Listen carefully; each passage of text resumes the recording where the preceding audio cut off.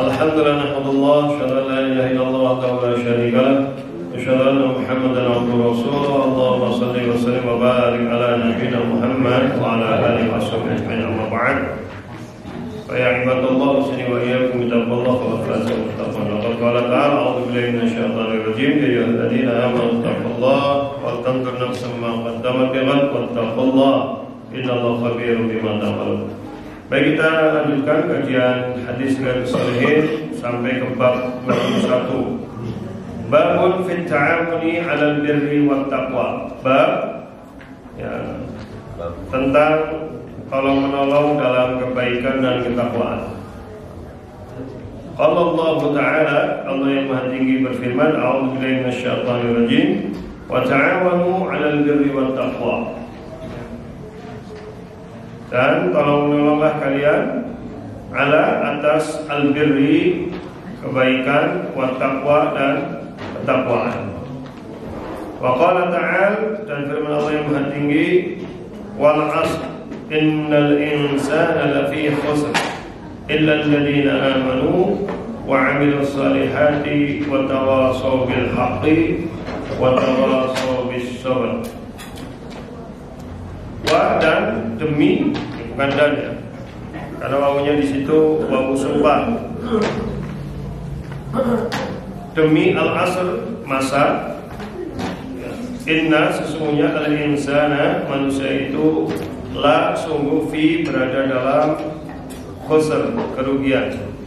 Illa, melainkan alladzina, orang-orang yang amanu, mereka beriman, wa, dan amilu, melakukan, mengerjakan as-salihat, amalan-amalan yang soleh, wa tawasaw, dan saling menasihati, saling berwasiat, bi, dengan al-haqqi, kebaikan, kebenaran, wa, bi, wa taqwa, dan tawasaw, saling menasihati, bis sabri, dengan kesabaran. Baik. Ya. Bismillahirrahmanirrahim. Saya Bismillahirrahmanirrahim. Babun fit ta'awuni 'alal birri wat taqwa. Qala Allah Ta'ala, a'udzu billahi minasyaitonir rajim.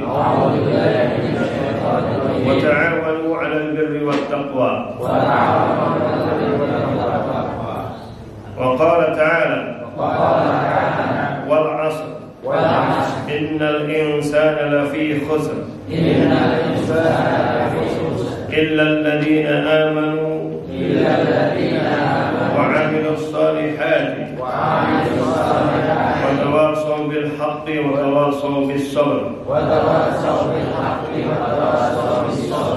Qala al-imam asy-Syafi'i rahimahullah, kalaman ma'nahu innan nasa aw aktharuhum fi ghaflatin an tadabburi hadhihi surati. Ya. Qala itu berkata al-imam Syafi'i. Imam Syafi'i namanya siapa? Muhammad bin Idris Asy-Syafi'i. Asy-Syafi'i itu tempat kelahiran beliau. Ya, kalau ulama-ulama dulu itu jarang disebut dengan nama aslinya, tapi biasanya kunyahnya atau dengan asal daerahnya. Asy-Syafi'i, Al-Qurtubi, Al-Khurasani, Al-Andalusi, Al-Bukhari, gitu ya. Itu nama-nama tempat semua sebenarnya. Ya. Jadi ini Imam Nawawi rahimahullah, ini mazhabnya kan Syafi'i. Yang menyusun kitab ini, kitab apa? Riyadhus Shalihin, mazhabnya Syafi'i. Dia mengutip tapi tidak persis kalimatnya, cuma maknanya. Ya, inna, sesungguhnya, an-nasa, manusia itu, atau aktsaruhum, kebanyakan mereka, fi, berada dalam ghaflah, kelalaian, an, tentang tadabbur, perenungan hadhihi as-surah, surat ini, yaitu surat Al-Asr. Kalimat beliau yang asli itu ada di catatan kaki. Yang nomor 1, amma lafzuhu fa huwa, adapun kata-kata beliau yaitu la fakkarun nasu fi surati wal asr lakafathum ya iddatus sabirin. Jadi seandainya orang-orang itu berpikir tentang surat apa? Al-Asr, kalimat dari seandainya orang-orang berpikir, berarti banyak yang tidak berpikir, merenungkan dengan baik, itu maksudnya. Tapi kalimat Imam Syafi'i yang asli kalimatnya begitu. Lakafathum, sungguh itu akan mencukupi mereka untuk bekal hidup. Ya, baik. Ini pengantar menjadi karakteristik kitab Riyadhus Shalihin, diawali dengan firman Allah dulu sebelum nanti masuk ke dalam pembahasan hadis-hadis pilihan. Jadi bab ini membahas tentang apa? Ta'awun. Ta'awun itu artinya tasa'ud, saling membantu. Saling loh ya, bukan satu tok. Ya, birri itu artinya fi'lul khair, melakukan kebaikan. Ya, birrul walidain, makanya begitu. Kemudian at-taqwa arti dasarnya apa? Wiqayah, menjaga diri. Jadi at-taqwa itu ittiqa' 'anil syarr, menjaga dari keburukan. Jadi ini bagaimana bisa seorang bekerja sama dalam kebaikan dan menjaga supaya tidak terjatuh kepada keburukan. Firman Allah jelas tadi saya baca di rakaat kedua surat Al-Maidah ayat 3, wa ta'awanu 'alal birri wat taqwa. Bentuknya perintah. Jadi kita harus tolong-menolong dalam kebaikan dan ketakwaan. Ini menunjukkan begini, orang beragama tidak akan sempurna tanpa adanya jamaah. Karena kita makhluk sosial, karena karakteristik manusia itu di Quran ada 3 ya. 1 apa? Basyarun. 2 apa? Insanun. 3 apa? An-nas. Ada juga sih Bani Adam gitu, tapi itu pembagian yang berbeda gitu. Kalau Bani Adam hanya merujuk pada spesies tertentu bahwa kita ini bukan bagian dari Pithecanthropus erectus maupun Homo erectus, ya. Tapi kita Bani Adam, ya. Jadi spesies sendiri. Basyarun itu merujuk manusia sebagai makhluk fisiologis, biologis. Karena basyarun dari kata basyrah. Basyrah itu artinya kulit. Kemudian yang kedua, insan, merujuk pada 3 makna, sudah pernah kita bahas dalam kajian tentang makna asal insan, yang dulu tentang apa? Insan Rabbani sudah. Jadi di Kamus Besar Bahasa Arab yang disusun oleh Ibnu Mandur namanya Lisanul Arab. Insan itu berasal dari Al-Quran menyebut kata insan itu ada filosofinya, kata Ibnu Mandur. Diambil dari 3 kata. Pertama apa? Anasa, kedua anisa, ketiga nasia. Itulah kata-kata membentuk kata insan yang merupakan karakteristik kata insan. Anasa itu artinya apa? Alima, absara, alima, wasta'dana. Jadi anas itu artinya manusia itu makhluk yang absara. Dia melihat dengan suka menganalisis, suka memikir, berpikir. Jadi apa yang dilihat itu dia amati, dipandangkan itu. Itu namanya absara. Absara itu arti dasarnya melihat, tapi melihat sesuatu untuk diambil pelajaran. Makanya ulil absar itu orang yang sebenarnya bisa menerjemahkan apa yang dia lihat, dia dengar, dia rasakan menjadi sebuah pengetahuan. Itu namanya absar. Jadi kalau ada orang namanya ulil absar harusnya cerdas. Harusnya cerdas. Ulil absar. Karena dia punya wawasan. Kemudian kedua alima, dia jadi tahu, dan ketiga wasta'dana. Pengetahuan itu menjadikan dia dengan ketakwaan, dengan keimanan, menjadikan dia istadana. Istadana itu artinya dia beradab. Ya, jadi dari kata ini manusia artinya makhluk yang mampu berpikir, punya pengetahuan dan beradab. Yang kedua dari kata apa? Anisa. Pendek itu, bukan anisa, bukan, tapi anisa. Kalau tadi anasa, alif nun sin. Ini apa? Anisa. Pendek, Anisa. Kadang-kadang literasi itu kalau nggak benar memang berat ya, maknanya jauh. Kalau Anisa, makanya saya suka ketawa. Oh, wanita satu namanya Anisa. Anisa itu kan dia wanita-wanita. Oke, tapi ya orang apa lah, sedang topik itu. Kalau satu wanita itu masih gadis itu Anisa, ya, Nona. Anisa itu Nona. Ya, kalau Anisa wanita-wanita. Ya, jangan salah itu. Jadi Anisa pendek itu artinya apa? Anisa itu artinya alifahu wa sakana bil qalbu, ramah dan bersahabat.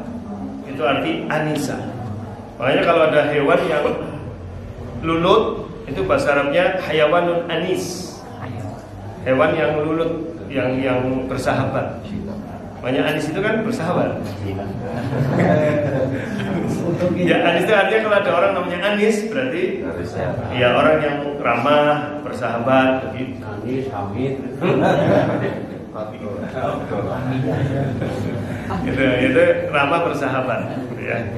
Bahkan ada ungkapan la qawama illa bi insi ba'dum ba'd, bahwa kehidupan sosial manusia itu tidak akan tegak bi insi ba'dum ba'd kalau manusia tidak mengeluarkan sifat anisnya, itu ramah dan bersahabat gitu ya. Yang ketiga adalah nasia. Nasia itu artinya lupa. Inna masumiyal insanu insana li'annahu ahida thumma nasya. Kenapa manusia disebut insan dalam bahasa Arab? Karena dia itu ahida, ya, suka punya komitmen, suka punya janji, tapi nasya, kemudian dia lupa. Jadi kita sudah sebelum lahir ke dunia sudah pernah bersumpah alastu bi rabbikum, qalu bala, ya, tapi ternyata sampai di dunia kita lupa. Dan kita sudah bersyahadat berkali-kali juga lupa, maka disebut nasya ya.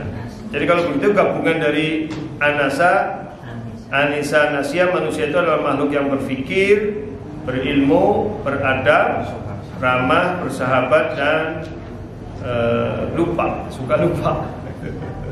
Yaitu yang manusiawi gitu ya. Jadi manusia lupa itu ya manusiawi gitu. Tapi jangan lupa terus. Baik, itu tadi sedikit penjelasan tentang ins, walaupun sedikit menyeleweng dari bab ini ya.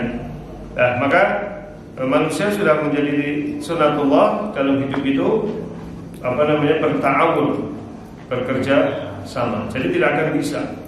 Jadi tidak mungkin Islam ini bisa diterapkan dengan sebaik-baiknya tanpa ada kerjasama antar manusia. Kerjasama antar manusia ini yang kemudian dipahami sebagai sebuah organisasi. Rasulullah juga dulu mengkonsolidasi umatnya menjadi sebuah organisasi. Makanya Ahlus Sunnah wal Jamaah, namanya Al-Jamaah. Nah, karena kita tinggal di Indonesia, di negara hukum, segala sesuatu tentu harus ada landasan hukumnya. Makanya segala sesuatu tidak bisa bergerak sendiri. Dakwah pun begitu. Maka menjadi keniscayaan di Indonesia banyak sekali lembaga-lembaga dakwah atau ormas. Ya, maka ada Muhammadiyah, ada Persis, ada NU, ada Al-Irsyad, ada Wahdah Islamiyah. Itu memang keniscayaan karena tidak sulit untuk menerapkan ajaran Islam tanpa ada kerjasama, tanpa dikoordinir. Memahami organisasi itu kan sekumpulan orang yang punya visi dan misi dan bergerak bersama untuk mewujudkan visi misi itu. Ya, ini harus dipahami. Gitu. Yang berjuang di politik tentu ada kelompok-kelompok politik, gitu. Ada partai-partai politik yang memang berjuang. Memang harus ada seperti itu. Ya, jadi kalau kita hanya ngaji tok di masjid kayak gini, terus tayangnya kurang ngeritik tok, gitu, terus mengkafir-kafirkan kelompok lain, menyalah-nyalahkan kelompok lain, ya sulit. Gitu. Sementara dia sendiri bikin yayasan. Dia mengatakan organisasi haram. Zaman Nabi tidak ada organisasi, itu hizbiyun. NU, Muhammadiyah, Persis, Al-Irsyad, Wahdah semuanya masuk neraka karena tidak mengikuti sunnah Rasul untuk berjamaah. Ya, dia sendiri bikin yayasan. Yayasan ada ketua, sekretaris, sama aja. Jadi itu sama aja jilat ludahnya sendiri. Jadi dia masih kecil, nanti kalau sudah besar ya lama-lama ya jadi ormas gitu. Kalau diteruskan dan sudah mulai terbukti kan, akhirnya ada cabang sana, cabang sini, ranting sana, ranting sini, sama saja gitu. Ya, misalkan yayasan apa gitu, yang itu kemudian dia menyalah-nyalahkan kelompok lain. Kadang saya cuma tersenyum saja menghadapi yang begitu-begitu itu. Jadi ada provokasi sekarang. Ya sudah lama sih, sudah 10 tahun inilah ada provokasi luar biasa bahwa berorganisasi Islam itu bid'ah, hizbiyun, masuk neraka semua karena zaman Nabi tidak ada, gitu, katanya begitu. Tapi dia sendiri bikin yayasan. Nah itu kan organisasi ya. Cuma ya sudah lah. Ya, saya cuma senyumin aja gitu ya. Tapi kalau dibilang lah kamu bikin yayasan apa ini bukan organisasi? Ya tidak, ini kan legal formal. Oh ya bisa. Otakmu beda sih memang. Ya sudah begitu ya. Jadi ini ta'awun itu di situ. Makanya ada kerjasama atau tasawun. Nah, dalilnya di sini yang kedua dikaitkan dengan waktu. Artinya hidup manusia itu terkait dengan asr dan dipilihkan waktu asar, berarti menjelang maghrib. Ya, hafidhu ala sholati wa sholatil wusta. Jadi betul-betul dijaga kan sebentar lagi maghrib. Apalagi kita sekarang sudah di akhir zaman. Artinya kalau orang tidak memanfaatkan dengan sebaik-baiknya waktu dalam bentuk bekerja sama antar manusia untuk kebaikan dan mencegah kemungkaran, maka akan sulit terjadi kehidupan yang baik ya. Innal insana lafi khusr, sesungguhnya manusia berada dalam kerugian. Ini di sini pakainya insan bukan bashar. Karena kaitannya dengan manusia sebagai makhluk apa tadi insan? Ya berpikir, berilmu, beradab, ya bersahabat, terus pelupa dan sebagainya. Berada dalam khusr, kerugian. Kecuali orang yang beriman. Nah, berarti landasan orang untuk bekerja sama untuk apa? Ta'awun adalah pertama apa? Al-iman, keyakinan karena Allah. Tapi kalau landasannya kepentingan, ya sudah, nggak bisa. Dan sekarang orang berjuang, ngakunya berjuang, tapi landasannya kepentingan pribadi, itu kekayaan, jabatan, prestis. Ya, hanya organisasi hanya sebagai apa? Gedok saja. Wih, cerdas. Allah. Asyik nih. Dia mau kalah.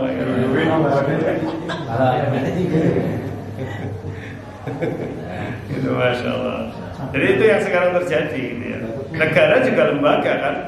Tanpa negara, ya karena kita kondisinya sekarang sistemnya seperti ini, ya sulit mewujudkan kesejahteraan bersama, mewujudkan kehidupan yang baik. Maka ada negara, ya ada masyarakat kecil, ada organisasi-organisasi, ya seperti itu. Tapi sekarang yang terjadi justru orang memperjuangkan kepentingannya pribadi dengan memanfaatkan lembaga.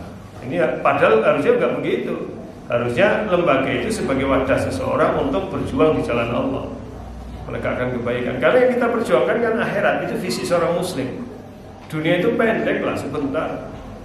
Ya, artinya kalau kita hanya memperjuangkan kepentingan dunia itu ya sayang banget. Eman-eman. Makanya itu orang yang berada dalam kerugian. Ya, maka dasar iman itu sangat penting melandasi perjuangan. Dan ini akan melahirkan ketulusan, melahirkan muraqabah, merasa diawasi Allah. Ya, karena kalau orang berjuang tidak dasarnya iman, ya pasti nafsu, pasti kepentingan, pasti jabatan, pasti ini, ya sudah hilang semua. Kedua, wa'amilus shalihat, kerja yang baik, amal itu ya. Shalihat itu artinya yang baik. Dan yang ketiga adalah tawasau bil haqqi wa tawasau bis sabr, itu saling menasihati dalam kebaikan. Jadi ada saling mengingatkan, itu penting. Ya, saling mengingatkan, saling menasihati, wassabar, dan juga kesabaran. Karena ketaatan kepada Allah butuh kesabaran yang ekstra. Dalam kajian-kajian sebelumnya sudah pernah saya sampaikan, ya ayyuhalladzina amanu sabiru wasabiru. Namanya perjuangan itu butuh kesabaran. Ketaatan kepada Allah butuh kesabaran. Sabar kan ada 3 level dulu saja. Level pertama apa? Sabar dari musibah. Itu level awal, karena semua orang pasti kena musibah. Jadi kalau orang sabar dari musibah itu enggak hebat, biasa saja, karena wiskudune. Dan musibah orang kan beda-beda. Ya, musibah orang beda-beda. Ada yang dimusibahin dengan sakit, ada yang dimusibahin dengan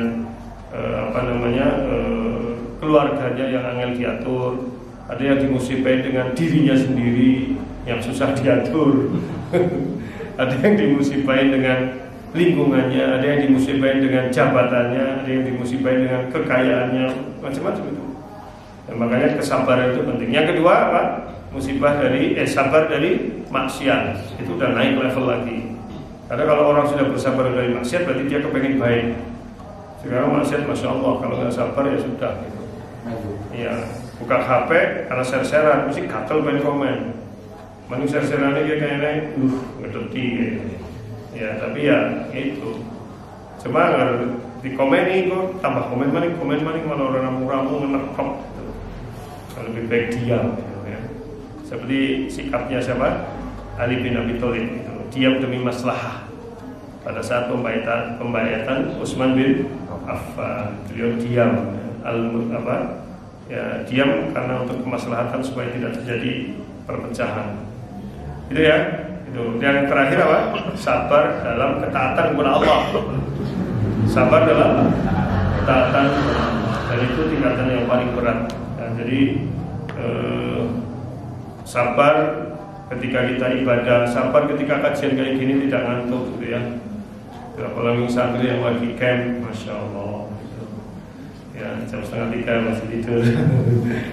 Kadang ngantuk ya. Tidur jam berapa semalam? 12, masya Allah. Ngapalin Quran terus tuh? Luar biasa ya. Calon-calon suami idaman. Ya, santrinya aja calon suami idaman, apa mending ustadznya ya? Promosi. Ustadznya ya, yang sebentar lagi mau menikah. Ini santrinya sebentar lagi menikah, udah lamaran.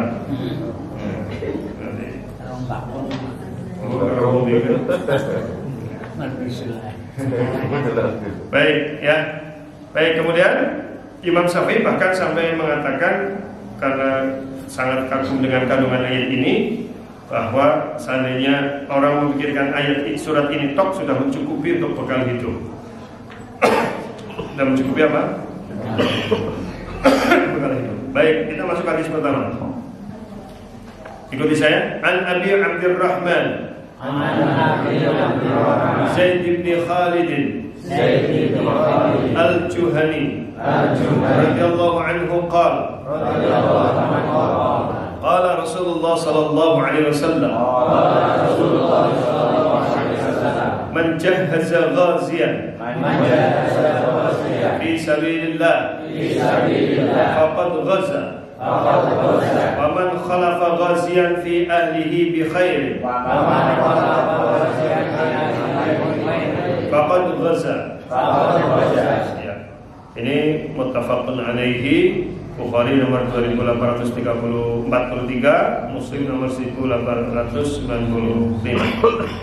An dari Abu Abdurrahman. Ini kunyahnya. Ada kemungkinan putra beliau yang pertama namanya Abdurrahman. Jadi ini kalau bahasa Banyumas ya bapaknya Abdurrahman, bapaknya Ahya, bapaknya Ikul, bapaknya Hamid. Oh, bapaknya Hamid sih. Nah, itu kodnya. Dan saya sudah pernah sampaikan di Indonesia ya sudah biasalah begitu disebut begitu. Bapaknya Ibad gitu kan. Bapaknya siapa maning gitu, bapaknya Kozi, bapaknya siapa maning Kamila, bapaknya Nana dan sebagainya. Baik, namanya siapa? Zaid bin Khalid Al-Juhani. Al-Juhani berarti dari Bani Juhani. Kalau nggak salah dari Bani Al-Juhani radhiyallahu anhu, semoga Allah meridhoinya. Qala berkata, qala Rasulullah SAW bersabda, man barang siapa jahaza menyiapkan perbekalan ghazian untuk berjuang, bertempur. Ghazi itu bertempur. Jadi putranya Pak Dadang itu namanya Ghazi, berarti siap bertempur itu. Bertempur dalam kebaikan, amar ma'ruf nahi munkar insyaallah. Fi dalam sabili jalan Allah. Fa maka qad sungguh ghaza, dia telah mendapatkan pahala berperang, bertempur. Wa dan man barang siapa khalafa tidak ikut, khalafa itu berarti tertinggal, khalafa itu artinya belakang.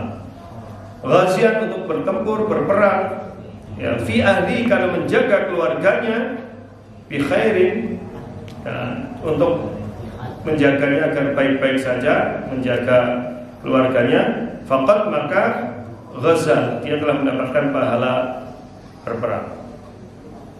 Jadi maksudnya apa ini hadis? Jadi kalau barang siapa dia tidak ikut hanya menyiapkan perbekalan perang, tapi tidak ikut perang, dia tetap mendapatkan pahala perang. Itu menunjukkan tolong menolong. Jadi memang yang namanya orang berjuang itu berjuang sesuai kemampuannya. Sing duwe duit tuku karpet gitu ya, tuku apa korden, tuku apa, gue sing duwe duit. Sing duwe ilmu isi pengajian. Yang duwe duit orang ustaz, duwe ilmu orang, ya bagian menjaga kebersihan apa? Iya kayak Pak Hamid kayak yang berjuangnya lewat masjid-masjid gitu. Terus Mas apa? Mas Agus gitu kan. Ada juga yang bersih orang lain, duit orang duwe, si pengajian orang, ya jaga kebersihan. Gitu. Jaga kebersihan juga orang lain, ya sing penting main masjid lah. Jadi jamaah. Ya begitu, ya kan? Ya begitu. Bukber ada yang mampu ngasih menunya, makanannya. Aku orang bisa ngasih makanan Ustaz, tapi yang bagian ngatur-ngatur. Karena nyimpan.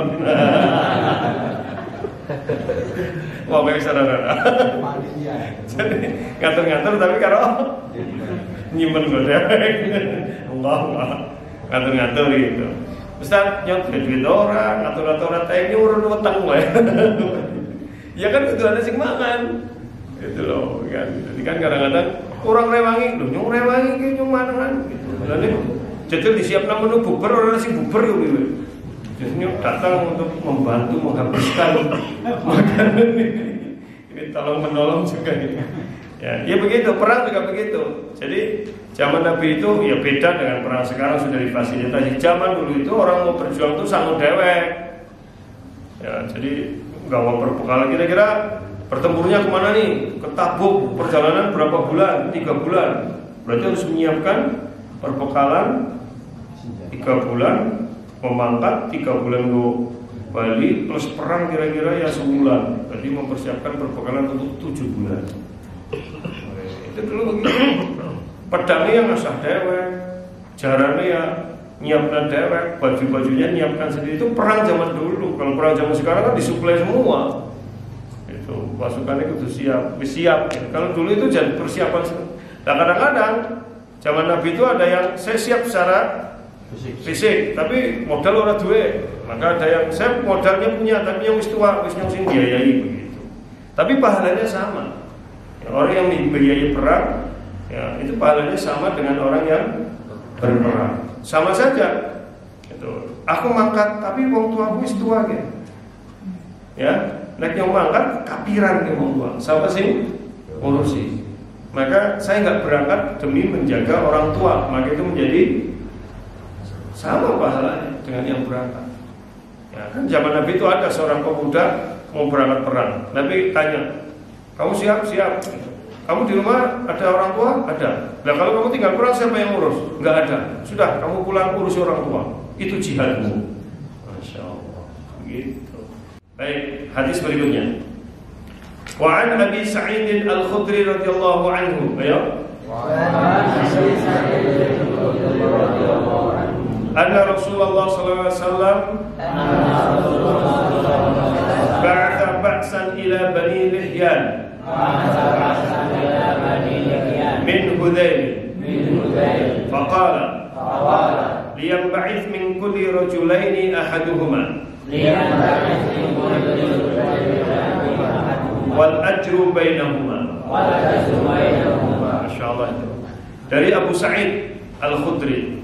Ya, Abu Sa'id Al-Khudri, semoga Allah meridhoinya. Anna bahwasanya Rasulullah SAW ba'atha, mengutus ba'than, ekspedisi pasukan, ekspedisi kaum muslimin ila Bani Lihyan, kepada Bani Lihyan min Hudayl, dari suku Hudayl. Jadi Rasulullah mengirim ekspedisi pasukan kecil menuju Bani Lihyan dari suku apa? Hudayl. Ya. Faqala, maka Nabi SAW bersabda, liyam ba'ith, hendaklah ya, diutus min kulli, dari setiap rajulaini, 2 orang laki-laki dalam satu rumah, satu saja. Wal ajru bainahuma, dan pahala tetap dapat dua-duanya. Maksudnya Kalau di rumah ada dua laki-laki, sing kon mangkat siji bae. Sing siji ngurusi keluarga dan sama-sama dapat pahala perang. Nah, jadi itu namanya kerjasama, tidak semuanya ditinggal. Ada yang berangkat perang, ada yang mengurusi keluarga. Jadi ngurusi keluarga di rumah ketika ditinggal perang juga bagian daripada itu. Nah, saya jadi teringat ya, ketika saya pernah sedikit menyelesaikan urusan harta gono gini. Dalam Islam kan tidak ada harta gono gini, tidak ada. Dalam Islam itu jelas harta suami-suami, harta istri. Kenapa di Indonesia ada istilah harta bersama atau gono gini? Terus kebetulan saya mantan rektor UMP Pak Samsu Hadi, Allah yarham, beliau kan wakil ketua Mahkamah Agung bidang non yudisial dan ketua kajian syariah di Mahkamah Agung, dan beliau juga salah satu yang menyusun melengkapi undang-undang tentang perkawinan itu. Saya tanya ke beliau, apa sih dasarnya? Kenapa di istilah harta gono gini? Di dalam Islam itu tidak ada. Ini kan khas banget di Indonesia. Makanya Indonesia itu hukumnya ada sendiri, namanya kompilasi hukum Islam, mengatur pernikahan dan waris. Khusus pernikahan dan waris karena Indonesia unik, jadi ada kompilasi hukum Islam. Di dalam kompilasi hukum Islam itu harta ada 3: harta suami, harta istri, harta bersama. Ini supaya tahu nih, supaya tidak ribut. Ya sih ngurung bocor ya, untuk belajar. Pokok ada masalah sih, gak persiapan. Apa alasan beliau?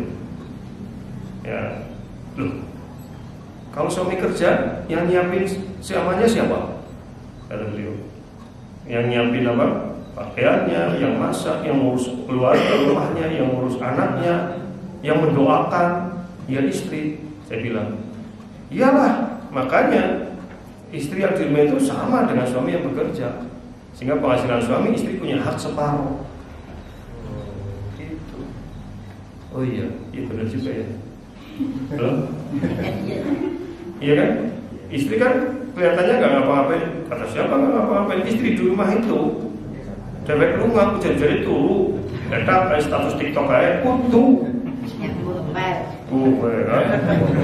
Di rumah itu begitu suami pergi itu baik, nyetrika, ngurusi anak, wah pemenangnya bos anak kecil, iya kan? Nyiapna bocah, nyiapna sekolah, iya balik nyiapna sekolah, nyiapna ngomong antar makannya, cateringnya, wah, burung menjemput. Nah itu dianggap sama. Berarti kaitannya dengan hadis ini, ya begitu namanya kerjasama. Artinya kalau hadis ini, ya mengatakan orang yang berperang, ya, orang yang tinggal di rumah ngurusi keluarganya pun sama dengan dapat pahala apa? Perang. Istri yang di rumah ngurusi keluarga pun sama mendapatkan pahala seperti suami yang cari nafkah. Mulai dari mulanya aja gemagus teman lah. Itu merasa miskin yang sampai lu, gue mangkat di kantor tanpa doa istrimu belum tentu. Iya, karena salah satu doa yang dikabulkan itu doa istri. Iya, halo. Iya, jadi kita kerja kalau rezekinya lancar, terus bisa terjaga dari godaan, itu kekuatan doa istri. Betul itu. Halo, kekuatan doa istri. Makanya jangan meremehkan istri. Ya, disayang-sayang ke istri, apalagi cuma satu-satunya. Sih, kok guyu Pak kami loh.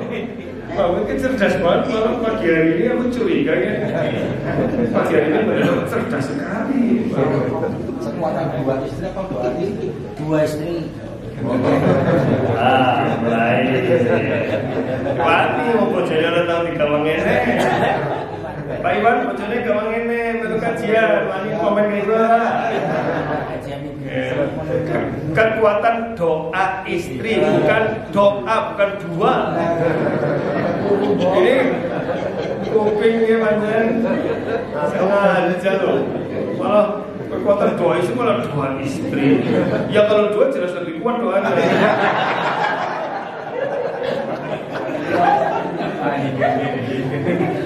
Kamu ini telu papan. Tapi ngurusin bojo sisi berapa? Bojo telu bojo papan. Belajar dari pensiunan pegawai pajak. Ternyata istrinya tetap satu. Tetap satu, sabar banget. Ini berat gue kan, tanggung jawab.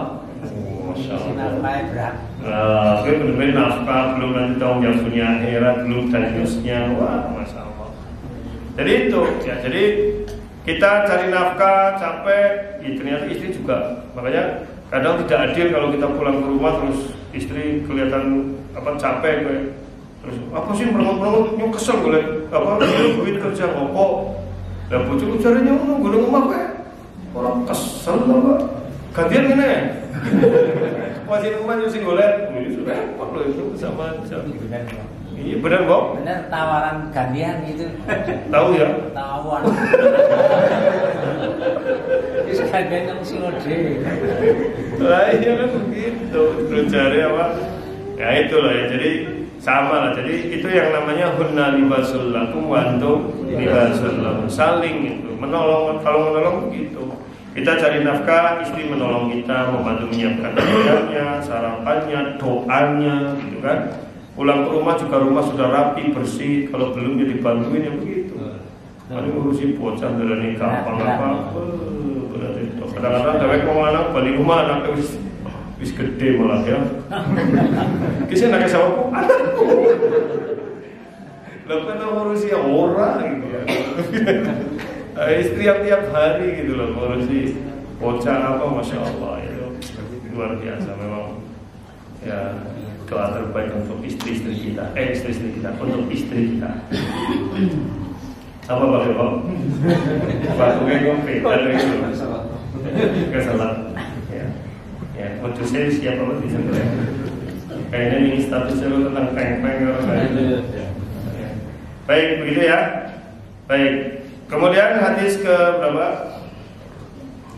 Berikutnya. Wa'an Ibn Abbas radhiyallahu anhu, ya.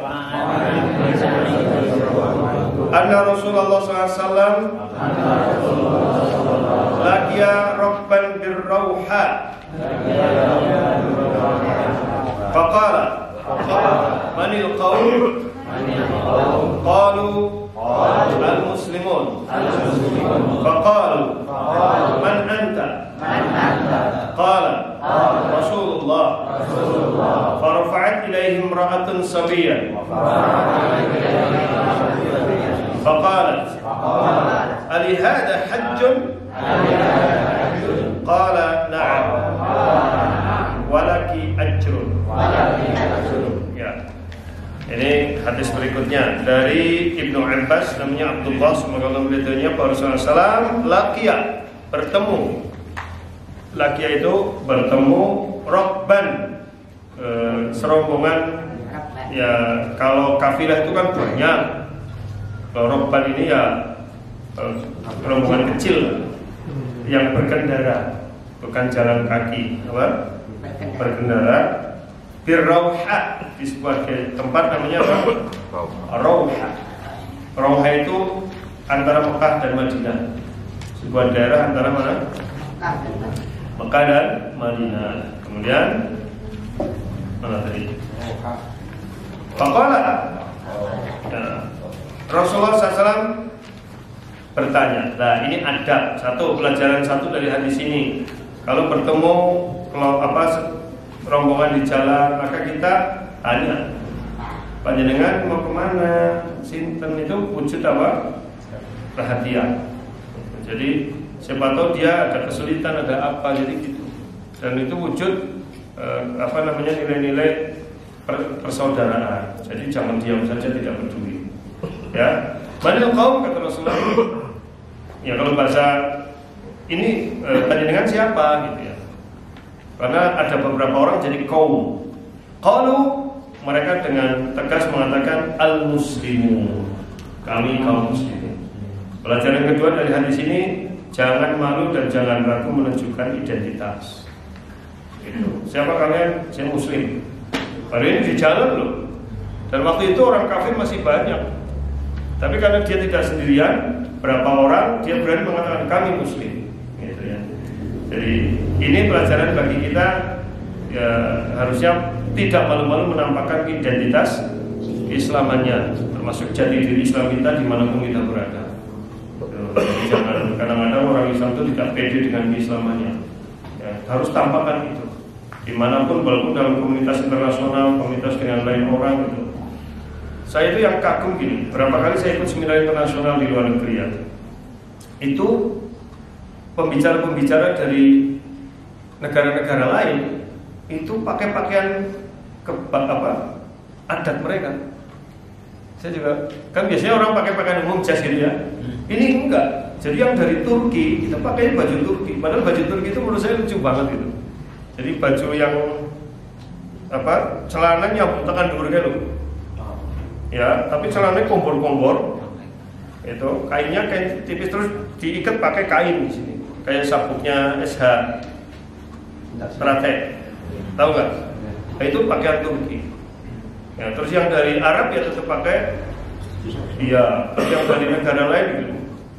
Jadi mereka ini kan forum internasional ya, maksudnya forum akademik ilmiah kok mau kayak gue. Oh ya, saya kira mereka punya misi gitu. Mereka menunjukkan saya loh orang Turki, saya loh orang Arab gitu. Jadi nggak perlu apa? Iya. Dan yang bingung kan apa gitu. Ini mau kami putih banget. Ini mau kami Banyumasan ya, kan pelapon ya. Oh, celana irong setengul kan. Terus orang lambe. Asli baju Banyumas kan begitu. Kadang-kadang ada dari konser budaya. Ya begitu. Baik, berikutnya. Faqalu, maka mereka balas bertanya, "Man anta? Siapa engkau?" Pelajaran ketiga. Sekelas Rasulullah bisa tidak dikenal wajahnya oleh umatnya karena ketawaduan beliau. Tidak perlu prestisius, tidak perlu pencitraan. Ini loh saya. Ya. Coba bayangkan, kaum muslimin zaman itu belum banyak sampai nggak kenal Rasulnya yang mana. Kan saking saking tawadunya. Berarti kan Rasulullah dalam gayanya tidak nampak. Berarti kayak manusia biasa, tidak nampak loh. Kita kadang-kadang baru siapa wis kayaknya kayak ya. Faqala, maka Nabi menjawab, Rasulullah, saya Rasulullah. Dan ini pelajaran keempat. Kalau sudah jelas itu satu ini, baru kita menampakkan karena Rasulullah gitu kan. Tapi kalau menyebut Rasulullah di hadapan orang muslim tentu tidak bermaksud untuk sombong gitu. Maka di sini dalam syarahnya disebutkan para ulama membolehkan menyebutkan kedudukan kita tanpa bermaksud kesombongan ya. Dalil ala anna wasfal insan nafsahu bisifatil hamidah idza lam yaqsud al-fakhr. Menjadi dalil hadis ini seseorang boleh menyebutkan sifat-sifatnya yang mulia atau menyebutkan kedudukannya tanpa bermaksud menyombongkan diri. Baik, farafa'at ilaihim ra'atun sabiyan. Farafa'at ilaihi, kemudian mengangkat kepadanya, kepada Rasulullah imra'atun, wanita itu sabiyan. Jadi Nabi mengangkat seorang anak kecil. Ya, ternyata ini rombongan berangkat haji. Faqala, maka kemudian wanita itu bertanya, "Alihada haj? Apa anak kecil ini dapat pahala haji?" Qala, Rasulullah menjawab, "Na'am, dia dapat pahala walaki ajrun, dan kamu dapat pahala kamu membantunya." Halo? Ya, jadi pahala wanita itu dua, haji dirinya dan pahala membantu haji anaknya. Logikanya gini, bantu haji anaknya aja dapat pahala, apa mana bantu jamaah haji yang lain. Makanya kalau orang haji itu biasanya saling membantu. Apalagi kalau yang pas lempar jamroh itu, kalau rame apa orang-orang yang tua-tua kadang-kadang dulu zaman saya bimbing begitu. Ini yang sepuh-sepuh yang kira-kira jalannya susah dibatalin aja ya. Siapa yang membatalin? Jauh. Nah, jadi batalin lempar jamroh. Jadi yang tua tetap tinggal di tenda. Karena jalan dari tenda menuju Jamarot itu bisa hampir 2 kilo.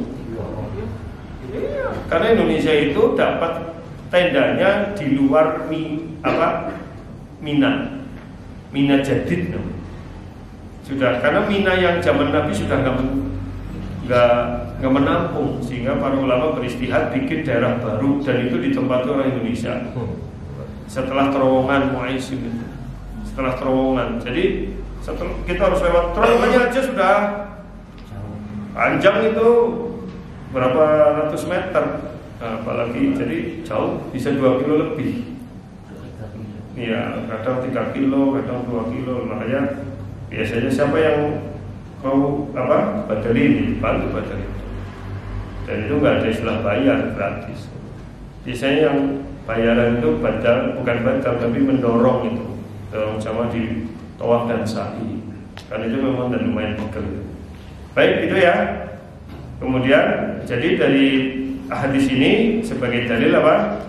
Seorang yang membantu orang lain juga mendapatkan pahala kebaikannya. Yang kedua, anak kecil hajinya sah. Jadi anak kecil hajinya sah dan orang tuanya dapat pahala double.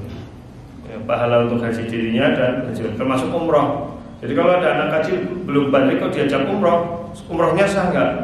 Sah. Ya, bahkan ya orang tuanya karena repot ngurusi dapat pahala. Nah, terakhir di sini cukup nih, jam 6.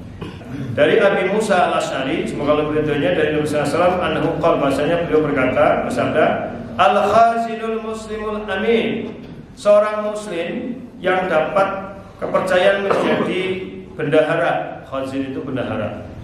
Al-amin yang bisa dipercaya. Ya negara ya bendahara masjid lah, Pak Yoko. Si bendahara mau. Ya.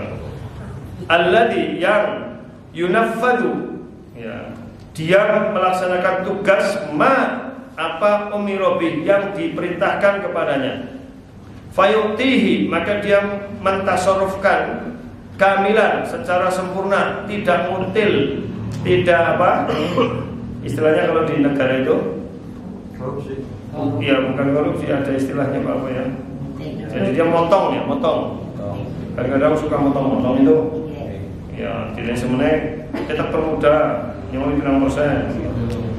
Jadi sempurna, diperintahkan untuk sampaikan 1 juta diberikan 1 juta, 100 juta ya 100 juta, itu maksudnya. Jadi tanpa ada pemotongan untuk dia sendiri. Ya, karena pemotongan seperti itu sudah dikenal dari zaman dulu juga ada. Ya, dari dulu juga ada. Terus thayyibatan bi nafsuhu, itu muncul dari jiwa yang baik dari dalam dirinya. Jadi dia tidak ada beban apa-apa, dia memang yang memberikannya secara sempurna. Fayadfahu ilal ladzi umira bih, maka dan dia membayarnya kepada orang yang diperintahkan kepadanya. Artinya gampangannya ya, seorang yang ditugasi untuk menyampaikan sesuatu dan sesuai amanah, begitu aja. Ya, bukan hanya uang ya, apa saja. Nah, maka ahadul mutasaddiqin, dia berpahala sama seperti orang yang bersedekah. Nah, jadi masya Allah. Jadi kalau orang menjalankan tugasnya saja dengan amanah, itu nilainya nilai pahala sedekah.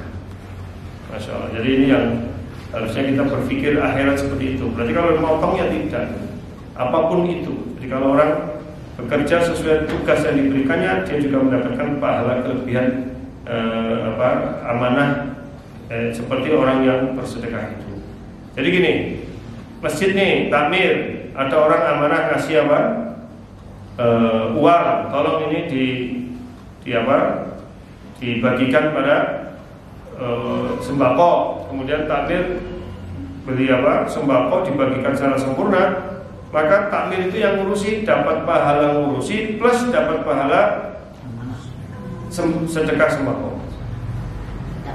Kalau amanah, masya Allah, kan begitu. Maka ini sangat menguntungkan, sangat baik. Dan cukup kajian pada siang hari pagi hari ini. Akhiri Rabbana fa'alna bima lamtana subhanahu wa ta'ala. Assalamualaikum